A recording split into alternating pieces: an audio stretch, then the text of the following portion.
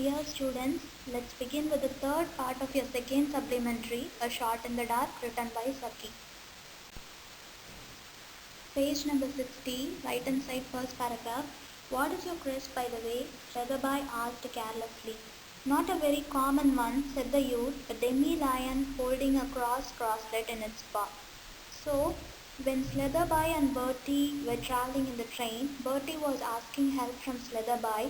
So, Sletherby was questioning him, what is your crest? He was asking the crest of Bertie. So, Bertie was telling that it's not a very common one. They are salt pens, so it is demi-lion. What is demi-lion? Demi-lion refers to a lion which is having crosslet in its paw, which means which has a symbol of cross in its legs, in its paw. So that is called as demi-lion. When your mother wrote to me, giving me a list of trains she had, if I remember rightly, a greyhound current on her notepaper, observed Sletherby. There was a tinge of coldness in his voice. So, when Bertie was telling that their crest is demi-lion, this Philip Sletherby was doubtful because already when Bertie's mother Salpentiago wrote a letter to him, she has given the impression of greyhound current in a notepaper. Greyhound current refers to a running dog, that is a hunting dog which is running, that is called as greyhound current. That is called as greyhound current. I have given the pictures of greyhound current and demi-lion in this PPT. So Sletherby was telling this to Bertie. There was a tinge of coldness in his voice. That means doubtful. Because what did Bertie say? Bertie said that their crest was demi-lion. But according to Philip Sletherby, their crest were greyhound current. So he was doubtful and he observed a tinge of coldness in his voice. That is the Iago crest, responded the youth promptly. The demi-lion is the Salpen crest. We have the right to use both, but I always use the demi-lion because after all we are really Salpens. So Bertie was explaining that the greyhound current was Iago crest and demi-lion is the Salpen crest. And they can use both at the same time. So they can use greyhound current also, they can use demi-lion also, that is their wish. But I always use the demi-lion. But Bertie used to use demi-lion because they are really Salpens category. There was silence for a moment or two, and the young man began to collect his fishing tackle and other belongings from the rack. So now Bertie is going to arrive his station, so he is going to get ready with his fishing materials where he is going and his belongings from the rack of the train. My station is the next one, he announced. I've never met your mother, said Sletherby suddenly, though we have corresponded several times. My introduction to her was through political friends. Does she resemble you at all in feature? I should rather like to be able to pick her out if she happened to be on the platform to meet me.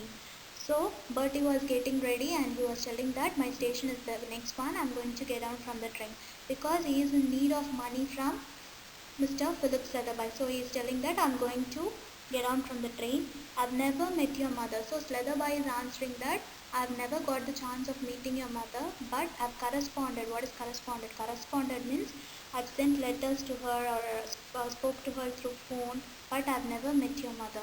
My introduction to her was through political friends. So we have met only through our political friends.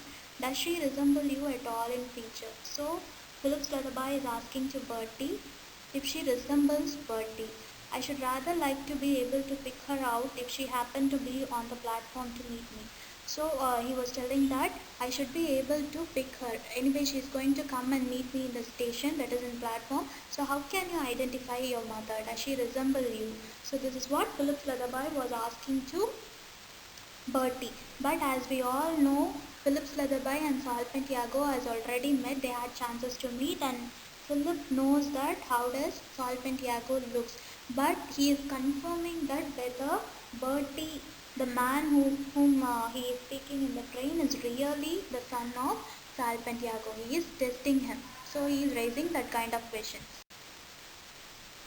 She is supposed to be like me. She has the same dark brown hair and high color. It runs in our family. I say, this is where I get out. Goodbye, said Sletherby. "You have forgotten the 3 quid," said the young man, opening the carriage door and pitching a suitcase onto the platform. "I've no intention of lending you £3 or 3 shillings," said Sletherby severely. So when Sletherby was asking Bertie how would your mother be, he was answering that she's supposed to be like me. She resembles me. She also has the same dark brown hair and high color like me. It runs throughout our family. I say this is where I get out. So Bertie was getting ready to get on from the train and Philip Sletherby was bidding in goodbye. So Bertie was asking, "You have forgotten to give me the 3 quid. You said you will help me by this time in this damn awkward time and you have forgotten to give me the 3 quid," said the young man. Young man here refers to Bertie. Opening the carriage door and pitching a suitcase onto the platform. So he was carrying a suitcase and keeping it on the platform and he was getting ready to move from that place. "I have no intention of lending you £3 or 3 shillings," said Sletherby severely. But when Bertie was asking first time that if he could help him, Sletherby said with after a moment's hesitation, he said okay. But after testing him about his mother, now Sletherby is telling that "I have no intention of lending you £3 or 3 shillings. I can't even give you £3 or 3 shillings." So Sletherby refused to give him the money finally. "But you said—" "I know I did. My suspicions hadn't been roused then, though I hadn't necessarily swallowed your story. The discrepancy about the crest put me on my guard, notwithstanding the really brilliant way in which you accounted for it. Then I laid a trap for you. I told you that I had never met Mrs. Alpeniago. As a matter of fact, I met her at lunch on Monday last. She is a pronounced blonde." So when Bertie was asking money from Philip Sletherby, he refused. So Bertie was asking, "But you said you told me you will lend me." For that, Philip Sletherby was answering that, "You told me a lie. I did not believe that lie as it is. I played a trap with you. The discrepancy about the crest put me on my guard. You were speaking about the crest that brought a doubt within me. So what I did, I laid a trap for you. I made a test with you. I told you that I had never met Mrs. Alpeniago. I told you a lie. That is, I had never met your mother, Mrs. Alpeniago. But that is a lie. As a matter of fact, I met her at lunch on Monday last. When I met her, I came to know that she is a pronounced blonde." But what is pronounced blonde? Blonde here refers to a person with yellow or fair hair. Yellow color or golden color hair is called blonde hair. So she is a blonde, but what you said, your mother has a black hair, that is what you told you, but she is a pronounced blonde. So Philip Sletherby refused to give Bertie the money. The train moved on, leaving the soi-disant carrot of the Solpenjago family cursing furiously on the platform. So now the train left Bertie and moved on. "Well, he hasn't opened a fishing expedition by catching a flat," chuckled Sletherby. "He would have an entertaining story to recount at dinner that evening, and his clever little trap would earn him applause as a man of resource and astuteness." He was still telling his adventure in imagination to an attentive audience of dinner guests when the train drew up at his destination. On the platform he was greeted sedately by a tall footman and noisily by Claude People Casey, who had apparently travelled down by the same train. So he is telling that anyway, Bertie did not show his fishing expedition to him. He did not believe him. So he is appreciating himself.